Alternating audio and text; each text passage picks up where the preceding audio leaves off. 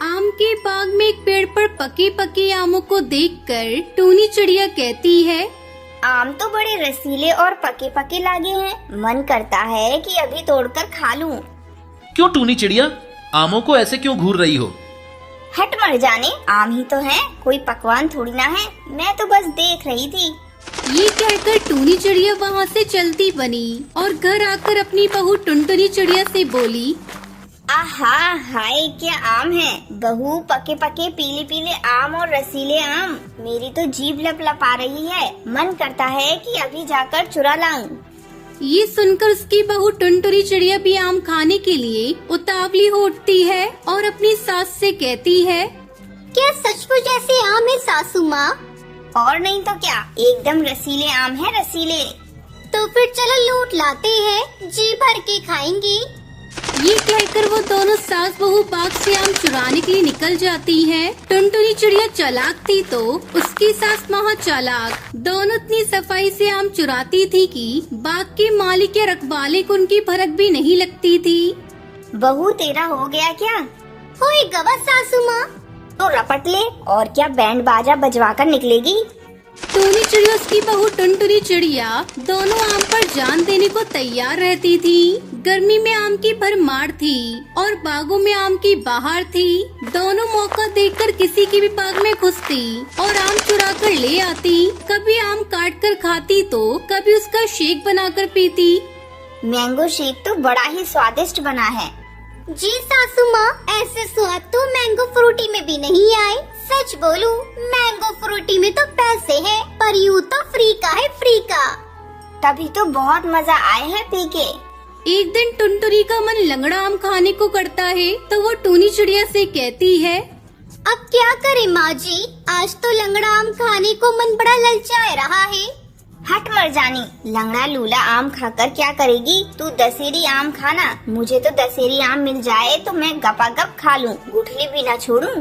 पर मिली कहाँ? ये कहकर टुनटुनी चिड़िया कुछ उदास सी हो जाती है और तभी टूनी चिड़िया खुशी से उछलते हुए कहती है, काहे लंबी ककड़ी सा मुंह लटकाए है बहू, जहाँ दशहरी आम है वहीं तुम्हारा लंगड़ा आम भी है।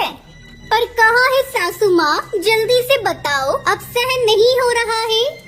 वहीं नदी के पास वाले कड़कनाथ सेठ के बाग में है। तो फिर देर किस बात की, चलते हैं, दोपहर में ही चुरा लाते हैं। चल चल चल। ये कहकर दोनों सास बहू बाग से आम चुराने चली जाती है। दोपहर का समय था और गर्मी बहुत थी, इसलिए बाग का रखवाला बंटी कबूतर एक पेड़ के नीचे खर्राटे मारकर सो रहा था। बहू एकदम सही मौका है, नींद में खर खर कर रहे हैं सारे पक्षी, एरोप्लेन उड़ा रहे हैं, चल घुस ले। इतना कहकर दोनों बाग में घुस जाती है। टूनी चिड़िया तो आम तोड़ने में जुट जाती है और टुनटुनी चिड़िया लंगड़े आमों पर टूट पड़ती है। मगर आम तोड़कर दोनों जैसे ही बाग से बाहर आती है, बंटी कबूतर की नींद खुल जाती है। ये देखकर वो दोनों तो भाग लेती है और एक नदी पर आ जाती है। कुछ देर बाद बंटी कबूतर उनकी तरफ आता दिखाई देता है तो टुनटुनी चिड़िया घबरा जाती है और कहती है, आज तो पकड़े गए सासू माँ, अगर आम पकड़े गए तो समझो सेठ हमारी खाल खींच लेगा। जालिम, हट मर जानी, इतनी भी क्यों डरती है? सासू माँ, बंटी कबूतर तो इधर ही आ रहा है, अब बताओ क्या करना है? अरे करना क्या है, सारे आम नदी में फेंक दे, बाद में निकाल लेंगे। टूनी चिड़िया की ये कहते ही वो दोनों अपने अपने आम नदी में फेंक देती है और तभी वहाँ बंटी कबूतर आ पहुँचता है। उसे देखते ही टूनी चिड़िया कहती है, क्या रे, ऊँट की तरह गर्दन उठाकर ऐसी गर्मी में क्या ढूंढ रहा है? चोर को ढूंढ रहा हूँ। टूनी मौसी अभी अभी सेठ के बाग से कोई आम चुराकर भागा है। तुमने किसी को देखा है क्या? नहीं नहीं, हमने किसी को नहीं देखा, हम तो किसी को देखते ही नहीं। टुनटुनी चिड़िया की बात सुनकर बंटी कबूतर को उन पर शक होता है तो वो कहता है, कहीं तुम दोनों ने तो आम नहीं चुराए? हट मर जाने, आम खाना तो दूर, टूनी तो आम छूती भी ना है और टुनटुनी को तो आम की शक्ल देखकर ही उल्टियाँ हो जावे हैं। तो फिर दोपहर में यहाँ क्या मोड़ देखने आई हो?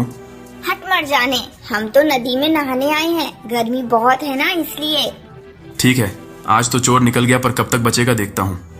ये कहकर बंटी कबूतर वहाँ से चला जाता है और उसके जाते ही वो दोनों नदी में आमों को देखने लगती हैं। सासू माँ, आम तो बच गए, पर अब इनको खाए कैसे? ये तो नदी में तैर रहे हैं। उसके लिए तो बहू नदी में कूदना पड़ेगा। ले मैं कूदी।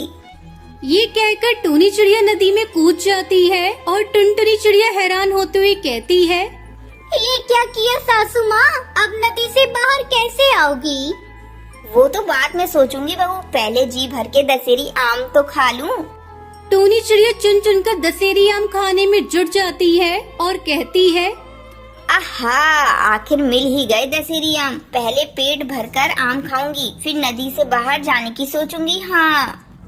सास को आम खाता देख टुनटुनी चिड़िया का मन भी आम खाने को करता है। वो कहती है, अरे सासू माँ, अब हमसे नहीं हो सकता। हम भी आम खाने के वास्ते नदी में कूद जाएगा।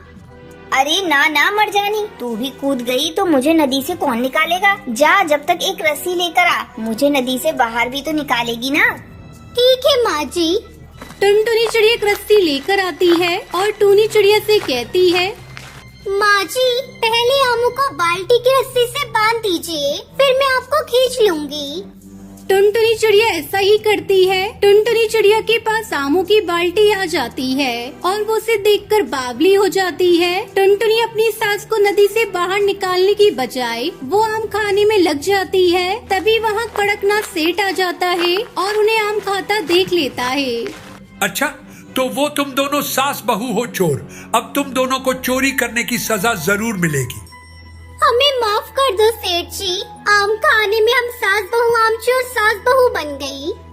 हाँ सेठ जी, हमें माफ कर दो। आगे से हम किसी के बाग के आम नहीं चुराया करेंगे। कड़कनाथ सेठ दोनों की बात सुनकर हंसने लगता है और उनसे कहता है, वैसे भी अब तुम्हें आम चुरा कर खाने की कोई जरूरत नहीं टूनी। तुम्हारा पति मेरा दोस्त था, इसलिए मैं तुम्हें माफ कर रहा हूँ। आज से तुम दोनों सास बहू मेरे बागों की रखवाली में लग जाओ और रोज जितने आम खा सको खाओ, कोई मना ही नहीं करेगा। ये सुनकर दोनों सास बहू बहुत खुश होती हैं और खुशी खुशी आमों की रखवाली करती हैं।